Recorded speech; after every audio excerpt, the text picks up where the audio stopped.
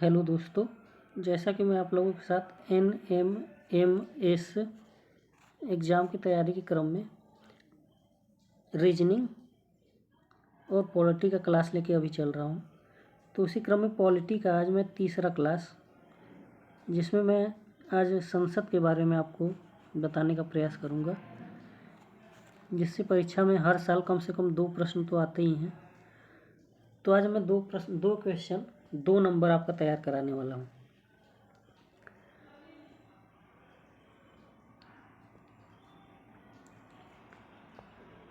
तो संसद का मतलब होता है ऐसी संस्था जो हमारे देश के लिए कानून का निर्माण करे। क्या करे? कानून का निर्माण करे, कानून बनाने का काम करता है। संसद में यदि हम देखें तो 3 चीज़ें आ जाती हैं। 3 में पहला है राष्ट्रपति।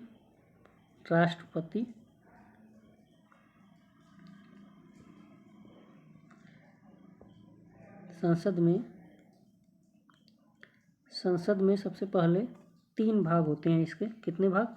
क्वेश्चन पूछा गया आपसे कि संसद किन किन चीज़ों को मिला के बनता है, या संसद में क्या क्या आ जाते हैं। तो जब भी आपसे इस तरीके का प्रश्न पूछे तो आप सबसे पहले जाएंगे उस ऑप्शन में जिसमें राष्ट्रपति, लोकसभा और राज्यसभा। राष्ट्रपति, लोकसभा और राज्यसभा प्रश्न पूछा गया है आपकी परीक्षा में, इसलिए आपसे जब भी प्रश्न पूछे कि संसद किनको किनको मिला के बनता है, तो राष्ट्रपति, लोकसभा और राज्यसभा को मिला के संसद बनता है।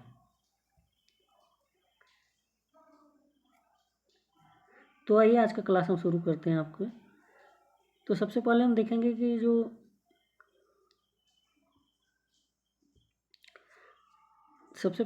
कि भारत में जो सरकार है, सरकार का मतलब क्या होता है। सरकार का मतलब, हम वैसे सब सरकार शब्द हम सुनते हैं तो हम सरकार का मतलब समझ लेते हैं कि प्रधानमंत्री और उसके मंत्री, हम यही सरकार मान के चलते हैं, लेकिन ये बिल्कुल गलत है। सरकार में क्या क्या चीज़ें आती हैं? सबसे पहले सरकार का पहला अंग है, 3 अंग होते हैं सरकार में। पहला है विधायिका, दूसरा है कार्यपालिका और तीसरा है न्यायपालिका। इन 3 चीज़ों को मिला के संसद का निर्माण होता है, जिसमें आज हम विधायिका के बारे में पढ़ने का प्रयास करेंगे। तो विधायिका में जो पीछे हमने पढ़ा वही बात यहाँ पे लिखा हुआ है। विधायिका जिसका काम होता है कानून का निर्माण करना। विधायिका जिसका काम होता है कानून का निर्माण करना। विधायिका जो है, इसका काम क्या होता है? कानून का निर्माण करना। विधायिका का काम होता है कानून का निर्माण करना। कार्यपालिका का काम होता है उस कानून को लागू करना, देश पे चलाना उसको। और न्यायपालिका ये देखती है कि विधायिका ने जो कानून बनाई है वो कानून ठीक है या संविधान के अनुसार ठीक है या नहीं है। तो हमने देखा कि सरकार में 3 अंग है, विधायिका, कार्यपालिका और न्यायपालिका। विधायिका का काम है कानून को बनाना, कार्यपालिका का काम है कानून को लागू करना, और न्यायपालिका का काम है देखना कि विधायिका ने जो कानून बनाया है वो देश के लिए ठीक है या नहीं है। इसी क्रम में हम आगे बढ़ते हैं। तो विधायिका हमने जैसा कि बताया, विधायिका का काम क्या है? कानून बनाना। कानून बनाती है विधायिका। और कानून बनाना किसके माध्यम से वो करती है? संसद के माध्यम से। तो कानून को किसके माध्यम से बनाती है? संसद। और संसद का जिक्र हमारे भारत के संविधान में किस अनुच्छेद में है, किस आर्टिकल में है? तो आर्टिकल 79 यानी कि 79वें अनुच्छेद में भारत में संसद का जिक्र है। और यदि हम देखें, जैसा कि हमने पीछे देखा, प्रश्न पूछा भी है आपकी परीक्षा में कि संसद किनको किनको मिला के बनती है, तो राष्ट्रपति, लोकसभा और राज्यसभा। राष्ट्रपति, लोकसभा और राज्यसभा, इनको मिला के हमारा संसद बनता है। और संसद का जिक्र अनुच्छेद 79 में है, राज्यसभा का जिक्र अनुच्छेद 80 में है और लोकसभा का जिक्र अनुच्छेद 81 में है। तो आपको इसमें 2-3 बातें याद रखनी है। पहला कि विधायिका का काम क्या है, कानून को बनाना। संसद, और वो किसके द्वारा वो काम करवाती है, संसद के द्वारा। और संसद का जिक्र अनुच्छेद 79 में है। संसद 3 चीज़ों को मिला के बनती है, राष्ट्रपति, लोकसभा और राज्यसभा। ये प्रश्न आपसे पूछा है किनको किनको मिला के बनती है, तो इसको याद रखना है आपको। संसद राष्ट्रपति, लोकसभा और राज्यसभा को मिला के बनती है। तो आइए हम देखते हैं, लोकसभा से शुरू करते हैं। लोकसभा जिसका जिक्र किस अनुच्छेद में है आपको बताना है। अभी मैं प्रश्न भी पूछता जाऊंगा, आपको बताना पड़ेगा, आपको सोचना पड़ेगा। जैसा कि पीछे मैंने बताया है अभी कि लोकसभा का जिक्र किस अनुच्छेद में है। तो लोकसभा के बारे में हम पहली बात देखते हैं कि लोकसभा का जिक्र जो है अनुच्छेद किस अनुच्छेद में है, आपको ये बताना है। लोकसभा के कुछ अन्य नाम हैं, 3-4 नाम और होते हैं। पूछ दे कभी कभी कि प्रथम सदन किसे कहते हैं, या निम्न सदन किसे कहते हैं, लोकप्रिय सदन किसे कहते हैं, या जनता का सदन किसे कहते हैं, तो आपको तुरंत उत्तर बताना पड़ेगा कि लोकसभा को। लोकसभा के 3-4 और अन्य नाम हैं, प्रथम सदन, निम्न सदन, लोकप्रिय सदन या जनता का सदन। प्रथम सदन, निम्न सदन, लोकप्रिय सदन या जनता का सदन, इसके 4 अन्य नाम हैं।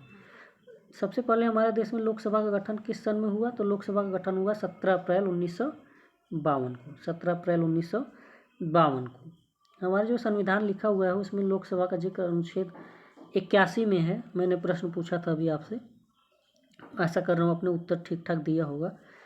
तो अनुच्छेद 81 में है, उसमें बताया गया कि अधिकतम कितने सदस्य हो सकते हैं हमारे लोकसभा में, 550। अधिकतम 550 सदस्य हमारे लोकसभा में हो सकते हैं। लेकिन अभी हमने पूरा को नहीं रखा हुआ है, हमने अभी कुछ सीटें खाली छोड़ी हुई हैं। तो वर्तमान में कितने सदस्य, 543। दोनों प्रश्न आपसे पूछा जा सकता है कि लोकसभा में अधिकतम सदस्य कितने हो सकते हैं, तो 550। लोकसभा में वर्तमान में कितने सदस्य हैं, तो 543। और एक प्रश्न आपसे ये भी पूछा जा सकता है कि लोकसभा के सदस्यों का कार्यकाल कितने वर्ष का होता है, तो 5 वर्ष। लोकसभा के सदस्यों का कार्यकाल कितने वर्ष का होता है, तो 5 वर्ष का होता है। सभी प्रश्न बनते हैं, सभी टॉपिक से जितना भी मैंने लिखा है ये सभी आपको याद होने चाहिए, यहाँ से प्रश्न लगातार बनते हैं। और हम देखते हैं कि लोकसभा के सदस्यों का चुनाव कैसे होता है। लोकसभा के सदस्यों का चुनाव कैसे होता है, तो लोकसभा के सदस्यों का चुनाव प्रत्यक्ष रूप से होता है। प्रत्यक्ष रूप से का मतलब होता है कि जनता के 18 वर्ष के ऊपर के जितने भी व्यक्ति हैं, यदि वोटर लिस्ट में वो अपना नाम दर्ज कराए हैं तो वो वोट देंगे, उसी को कहते हैं प्रत्यक्ष चुनाव। तो प्रत्यक्ष रूप से वयस्क मताधिकार द्वारा लोकसभा के सदस्यों का चुनाव होता है। साफ साफ मतलब ये है कि 18 वर्ष से ऊपर के जो भी व्यक्ति हैं वो लोकसभा के सदस्यों के चुनाव में भाग लेंगे, यानी वोट देंगे। ये जो 18 वर्ष अभी हमने बताया, ये हमारे संविधान में शुरू से 18 वर्ष नहीं था। शुरू में संविधान में 21 वर्ष लिखा हुआ था। शुरू में संविधान में 21 वर्ष लिखा हुआ था, जो कि 61वें संविधान संशोधन द्वारा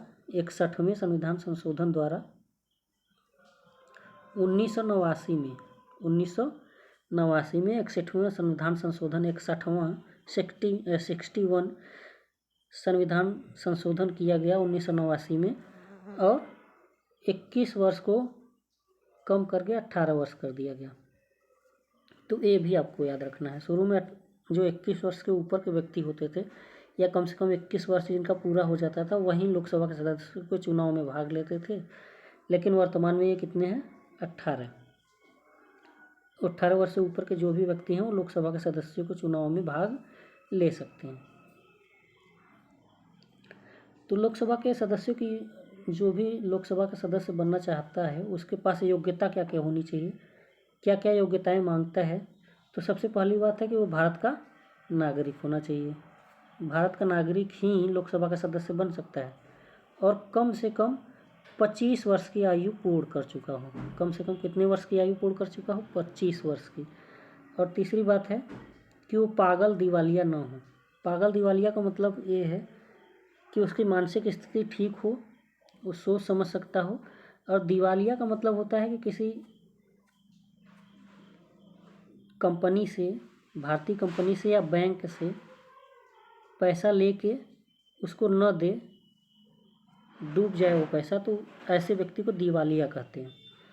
तो वो पागल यानी मानसिक रूप से ठीक होना चाहिए और किसी बैंक से पैसा लेके डुबा न चुका हो, ऐसा व्यक्ति नहीं होना चाहिए। तो लोकसभा के सदस्य की योग्यता के लिए पूछा गया है, आयु वाला खास तौर से ज़्यादा पूछा है, या कभी कभी पूछ देता है कि लोकसभा के सदस्यों की योग्यताओं के लिए क्या इसमें से नहीं चाहिए। तो ये 3 ऑप्शन देगा, चौथा कुछ और लिखेगा तो उसी को टिक कर देंगे आप।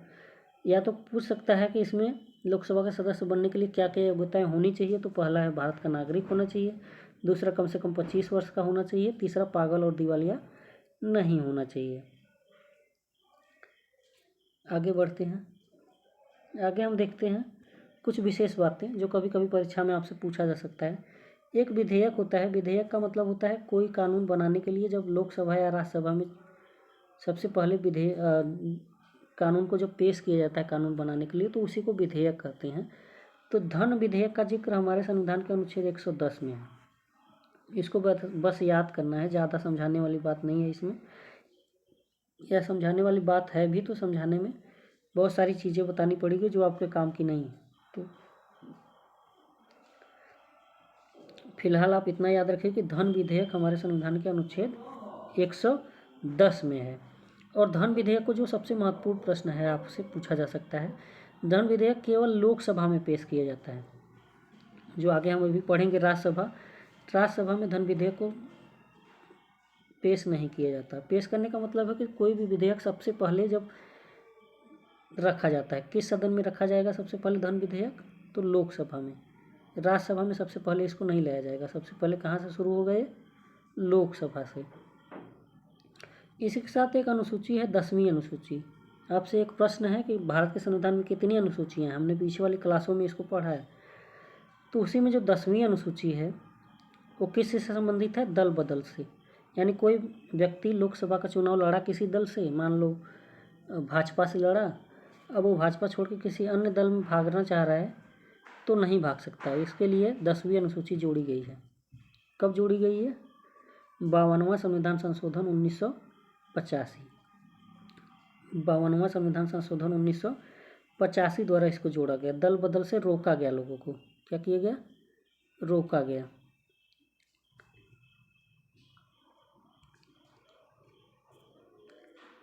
आगे हम देखते हैं कि लोकसभा की सीटों के बारे में देख लेते हैं। यहाँ से प्रश्न आपसे पूछा जा सकता है, खासतौर से यूपी का पूछेगा आपसे।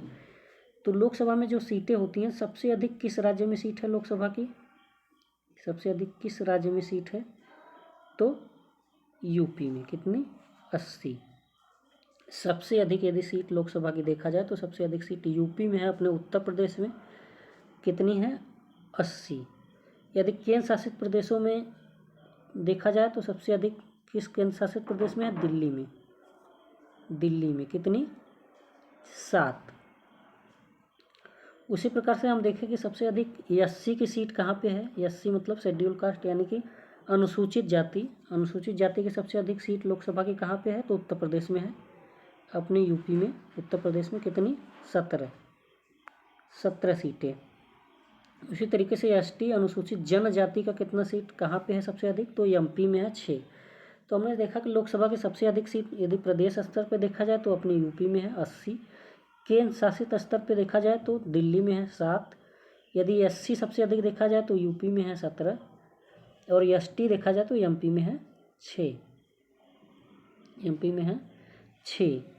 आपसे एक प्रश्न है कि इस समय अपने देश में, अपने भारत देश में कितने राज्य और कितने केंद्र शासित प्रदेश हैं। आपसे पूछा जा सकता है कितने राज्य और कितने केंद्र शासित प्रदेश हैं, आपको बताना है। कमेंट में जाके बताइए इसको कि अपने देश में, भारत में इस समय कितने राज्य और कितने केंद्र शासित प्रदेश हैं। अच्छा, जो अपना लोकसभा होता है उसके अध्यक्ष और उपाध्यक्ष, दो व्यक्ति महत्वपूर्ण होते हैं। अध्यक्ष क्या करता है, सबसे ऊपर कुर्सी पर बैठता है और लोकसभा का संचालन करता है। तो लोकसभा का जो अध्यक्ष होता है वो उसी में से, लोकसभा के सदस्यों द्वारा ही, अपने में से ही एक को चुन लिया जाता है अध्यक्ष के रूप में, और वो ऊपर बैठता है और अध्यक्षता करता है, वो मैनेज करता है। तो इसका काम क्या है कि संयुक्त अधिवेशन, जब कभी दोनों सदनों में यानी लोकसभा और राज्यसभा में कोई सी विधेयक को लेकर सहमति नहीं बन पाती है तो संयुक्त अधिवेशन राष्ट्रपति बुलाता है। संयुक्त अधिवेशन कौन बुलाता है? सबसे पहले तो बुलाता है राष्ट्रपति। राष्ट्रपति बुलाता है इसको कब? जब दोनों सदन यानी लोकसभा और राज्यसभा में किसी विधेयक को लेकर सहमति नहीं बनती है, कानून बनाने की प्रक्रिया में दोनों असहमत हो जाते हैं तब। और धन विधेयक पर निर्णय लेता है कि कोई विधेयक धन विधेयक है कि नहीं है, इसको बताने का, इसको निर्णय लेने का अधिकार किस पे है? अध्यक्ष के पास है। अच्छा, जो संयुक्त अधिवेशन बुलाता है राष्ट्रपति, उसकी अध्यक्षता कौन करता है? लोकसभा अध्यक्ष, लोकसभा का अध्यक्ष या लोकसभा का स्पीकर बोलते हैं इसको। तो लोकसभा का जो स्पीकर होता है वो अध्यक्षता तो करता है संयुक्त अधिवेशन का, अध्यक्षता करता है संयुक्त अधिवेशन का कौन? लोकसभा का अध्यक्ष। लेकिन बुलाता कौन है? राष्ट्रपति। दोनों प्रश्न पूछा जा सकता है। इसके अलावा वो निर्णायक मत देता है। लोकसभा का अध्यक्ष निर्णायक मत देने का काम करता है। किसी ऐसे विधेयक पे जब वोटिंग होती है, मत होता है, यदि मत बराबर हो जाता है तो अध्यक्ष जो है वो निर्णायक मत देता है और निर्णायक मत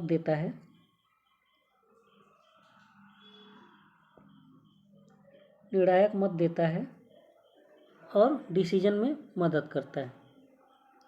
अच्छा, जो ये अध्यक्ष उपाध्यक्ष हैं ये एक दूसरे को अपना त्यागपत्र देते हैं। यदि ये अपना पद छोड़ना चाहते हैं तो एक दूसरे को अपना त्यागपत्र दे देंगे और पद को छोड़ देंगे। अध्यक्ष उपाध्यक्ष को देगा और उपाध्यक्ष को यदि छोड़ना है तो अध्यक्ष को देगा। दोनों एक दूसरे को अपना पद छोड़ने के लिए त्यागपत्र देते हैं। यदि इसको पद छोड़ना है तो इसको देगा, यदि इसको छोड़ना है तो इसको देगा। एक होता है प्रोटेम स्पीकर। जब लोकसभा का चुनाव होता है सबसे पहले तो लोकसभा के सदस्यों को शपथ दिलाने के लिए क्योंकि अभी लोकसभा का अध्यक्ष चुना नहीं गया है, लोकसभा का अध्यक्ष लोकसभा के सदस्य तभी चुनेंगे जब वो शपथ ले लेंगे। जब वो लोकसभा के सदस्य बन जाएंगे पूर्णतः तभी तो लेंगे, तभी तो अध्यक्ष चुनेंगे अपना। अभी लोकसभा के सदस्य तब तक नहीं बने हैं जब तक शपथ ना ले ले। तो शपथ दिलाने का काम कौन करता है? वो क्या करते हैं, अपने में से ही सबसे वरिष्ठ जो व्यक्ति होता है लोकसभा के सदस्यों में, जो नए नए चुन के आए हैं, उसमें जो सबसे वरिष्ठ होता है उसी को प्रोटेम स्पीकर बना देते हैं। प्रोटेम स्पीकर, प्रोटेम अध्यक्ष, वहीं सबको शपथ दिला देता है और उसका काम वहीं पे समाप्त हो जाता है। फिर क्या करते हैं ये सदस्य? अध्यक्ष का चुनाव करते हैं और अध्यक्ष ये सभी काम करता है जो अभी हमने पढ़ा। वो क्या करता है? संयुक्त अधिवेशन का अध्यक्षता करता है, धन विधेयक पर निर्णय लेता है कि धन विधेयक है कि नहीं, निर्णायक मत देता है जब वोट बराबर हो जाता है। इसके बाद हम देखते हैं राज्यसभा। दूसरा है राज्यसभा। राज्यसभा का जिक्र किस अनुच्छेद में है आपको बताना है। होमवर्क है, कमेंट में जाइए, लिखिए और बताइए। 2 प्रश्न मैंने पूछा अभी। एक तो ये पूछा कि भारत में इस समय कितने राज्य और कितने केंद्र शासित प्रदेश हैं, ये आपको होमवर्क है, आपका बताना है आपको। और दूसरा कि राज्यसभा का जो जिक्र है वो भारत के संविधान के किस अनुच्छेद में है, ये आपको बताना है। जैसे कि लोकसभा के 2-3 नाम थे, वैसे ही राज्यसभा के भी 2-3 नाम हैं। पहला, राज्यसभा को उच्च सदन कहते हैं। क्या कहते हैं? उच्च सदन कहते हैं। दूसरा, राज्यसभा को अस्थाई सदन भी कहते हैं। तो लोकसभा को अस्थाई सदन भी कहते हैं। ध्यान दीजिएगा, वहाँ बताने में छूट गया। तो लोकसभा को अस्थाई सदन और राज्यसभा को अस्थाई सदन, उच्च सदन भी राज्यसभा को कहते हैं। जैसे कि लोकसभा में अधिकतम सदस्य 550 हो सकते थे, यहाँ पे 250 अधिकतम सदस्य हो सकते हैं राज्यसभा में। वर्तमान में कितने हैं? 245। लोकसभा में 550, यहाँ 250। वर्तमान में वहाँ पे 543 है, यहाँ पे 245 है। अच्छा, लोकसभा के सदस्यों का कार्यकाल कितने वर्ष का होता है? 5 वर्ष। लोकसभा के सदस्यों का कार्यकाल कितने वर्ष का होता है? 5 वर्ष। जबकि राज्यसभा के सदस्यों का कार्यकाल 6 वर्ष। याद रखिए, दोनों में अंतर है, इसलिए पूछा जा सकता है, पूछता ही है। लोकसभा के सदस्यों का कार्यकाल 5 वर्ष, राज्यसभा के सदस्यों का कार्यकाल 6 वर्ष। अच्छा, इसको अस्थाई सदन इसलिए कहते हैं क्योंकि ये कभी भंग नहीं होती, कभी भंग नहीं होती, इसको भंग नहीं किया जा सकता। क्यों? क्योंकि इसके इसके 1/3 सदस्यों को हर 2 वर्ष पर उनका कार्यकाल समाप्त होता है और उतने ही सदस्यों का उस चुनाव कर लिया जाता है। यानी कि लोकसभा के सदस्यों का कार्यकाल एक साथ नहीं समाप्त होता। इसी कारण से लोकसभा में बार बार बोल रहा हूँ, राज्यसभा के कार्यकाल सदस्यों का कार्यकाल एक साथ समाप्त नहीं होता है। हर दूसरे साल 1/3 सदस्यों को रिटायर किया जाता है और उतने ही सदस्यों को चुन लिया जाता है। इसलिए इनका कार्यकाल एक साथ समाप्त नहीं होता, इसलिए इनका कार्यकाल एक साथ समाप्त न होने के कारण इसको भंग नहीं किया जा सकता। सदस्य लगातार बने रहते हैं तो राज्यसभा भंग नहीं होती, इसीलिए इसको स्थायी सदन कहते हैं। आगे हम देखते हैं, जो जैसे कि लोकसभा में अध्यक्ष होते थे वैसे ही राज्यसभा में सभापति होते हैं। इस राज्यसभा के अध्यक्ष को सभापति बोलते हैं। तो राज्यसभा का सभापति पदेन होता है। पदेन का मतलब ये होता है कि कोई व्यक्ति किसी पद पे है तो दूसरा पद उसको अपने आप मिल जाएगा। वैसे ही जैसे भारत का कोई उपराष्ट्रपति जो भी है इस समय, आपका एक प्रश्न हो जाएगा कि इस समय उपराष्ट्रपति भारत का कौन है होमवर्क में। तो भारत का जो उपराष्ट्रपति होता है वो राज्यसभा का सभापति भी अपने आप हो जाता है। इसीलिए क्योंकि उपराष्ट्रपति का कार्यकाल 5 वर्ष का होता है, इसीलिए राज्यसभा के सभापति का वो कार्यकाल 5 वर्ष होता है, जबकि राज्यसभा के सदस्यों का कार्यकाल कितने वर्ष होता है? 6 वर्ष। याद करने वाली बात है क्योंकि अंतर है। अच्छा, सबसे अधिक सीट यदि हम देखें तो सबसे अधिक सीट राज्यसभा की कहाँ पे है? यूपी में। कितनी? 31। लोकसभा की कितनी थी? यूपी में ही थी सबसे अधिक, और कितनी थी? 80 थी। राज्यसभा में कितने हैं? 31। अपने उत्तर प्रदेश में ही लोकसभा और राज्यसभा दोनों की सीटें सबसे अधिक हैं, याद रखिए इसको। लोकसभा में 80 और राज्यसभा में 31 अपने उत्तर प्रदेश में। इसी क्रम में हम यदि जैसे लोकसभा की योग्यताएं देखे थे वैसे ही राज्यसभा की योग्यताएं देख लेते हैं। तो राज्यसभा के सदस्य बनने के लिए किसी व्यक्ति के अंदर निम्नलिखित योग्यताएं होनी चाहिए। पहला है वो भारत का नागरिक होना चाहिए, जैसा कि लोकसभा वाले में भी था। दूसरा, कम से कम 30 वर्ष होना चाहिए। याद रखने वाली बात है क्योंकि लोकसभा में कितने वर्ष थी? 25 वर्ष। लोकसभा का सदस्य बनने के लिए 25 वर्ष चाहिए, जबकि राज्यसभा का सदस्य बनने के लिए 30 वर्ष चाहिए। पूछा गया प्रश्न है दोनों। और इसके साथ साथ वो पागल और दिवालिया न हो। हमने बताया था कि पागल दिवालिया क्या होता है। पागल मतलब मानसिक रूप से अस्थिर हो, उसका मानसिक स्थिति ठीक न हो, और दूसरा पैसा लेके डुबा दिया हो या भाग गया हो, ऐसे व्यक्ति को दिवालिया कहते हैं। तो पागल और दिवालिया नहीं होना चाहिए। ऐसे व्यक्ति को राज्यसभा का सदस्य या लोकसभा का सदस्य नहीं बनाया जाता जो पागल और दिवालिया में आ जाते हैं। तो राज्यसभा का सदस्य बनने के लिए भारत का नागरिक होना चाहिए, 30 वर्ष की आयु पूर्ण होनी चाहिए, जबकि लोकसभा के लिए कितनी थी? 30 वर्ष। राज्यसभा का सदस्य बनने के लिए भारत का नागरिक होना चाहिए, 30 वर्ष आयु पूर्ण होनी चाहिए, पागल दिवालिया नहीं होना चाहिए। पागल दिवालिया नहीं होना चाहिए।